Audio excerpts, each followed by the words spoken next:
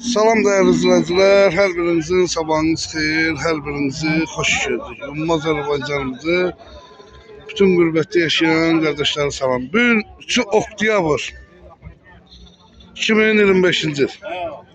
Bərdə mal bazarından. Qardaşım bax belə bir inək var. Bunun balası nədir?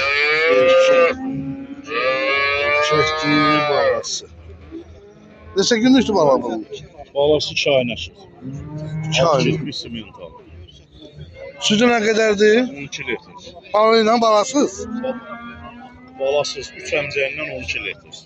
Simentalda bala. Qiyməti nədir? Qiyməti 25-ə. 2005. Neçənci qarın? 4-cü. 4. Amma gözəl balası var. Özü sütlü mal. Bu ne 21 yarıma verse verdim. Değerli izleyicilerimiz, heyvanlarımız qəhrəman tərtərdadır. Allah xeyirli bazar versin. Bazar olsun. Gözəl kişi. Bak erkek balalıdır bu. Gördüğünüz kimi. Bu neçənci qarındır? 3-cü balası. 3. Ya yox, çəp uşağında. Balası neçə günlükdür bunun? Balası 2 ay azalır. 2 ayına azalır. Sütü nə qədərdir? Elə 5 litr düşməmədən. Yem nə verirsən? Yem bir dənə kəpək. Yem birdən. Göy ata çıxır yoxsa Yox, qapıda başında var. qiyməti nədir? Qiyməti 23-ə deyirəm. 2300 manata. Nə gözəl. Bunun balası da dişidir. Bəli, onun da balası dişidir. Bılı balası. Yox, onun balası. Ha.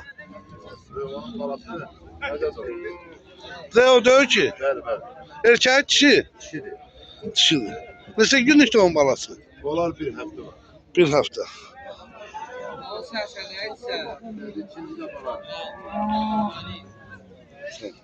Neçənci qarındır bu?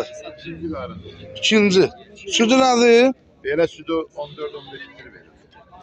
Bu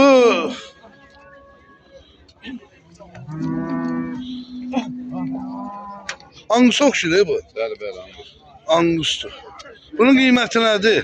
42-yə deyirəm. 4200'a. Bəli, bəli. 4200'a deyirsən. Ha. Ünvanımız da Bərdə rayonu Gələnə kəndi.